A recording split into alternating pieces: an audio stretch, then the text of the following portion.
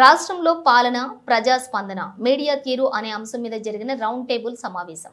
ముఖ్యాంశాలు: ముఖ్యమంత్రితో సహా బాధ్యతాయుతమైన నాయకులు బూతు కూతలు మానాలి. సామాన్యుల భాషావేశాన్ని ఎడిట్ చేసి ప్రసారం చేయాలి. మెయిన్ స్ట్రీమ్ ఛానల్స్, పత్రికలు ఆదర్శంగా వ్యవహరించాలి. రాజకీయ నేతలు ప్రజాస్వామిక విలువలను, మీడియా సంస్థలు జర్నలిజం విలువలను తప్పనిసరిగా పాటించాలి. తన దాకా వస్తే గానీ తెలవదు అనే పద్ధతిలో వ్యవహరించడం వల్ల ప్రజాస్వామ్యానికి గొడ్డలి పెట్టు. ప్రశాంతంగా ఉన్న తెలంగాణను ఆగం చేయొద్దు.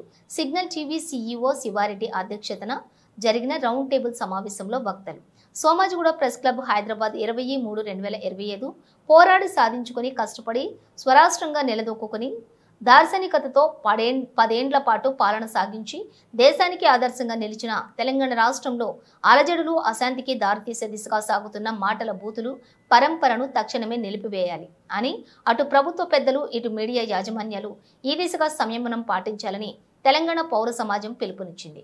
గురువారం సోమాజిగూడ ప్రెస్ క్లబ్ లో సిగ్నల్ మీడియా ఆధ్వర్యంలో ప్రభుత్వ పాలన, ప్రజల స్పందన, మీడియా తీరు అనే అంశం మీద జరిగిన రౌండ్ టేబుల్ సమావేశంలో పలువురు జర్నలిస్టులు, మేధావులు, రాజకీయ నాయకులు పాల్గొన్నారు.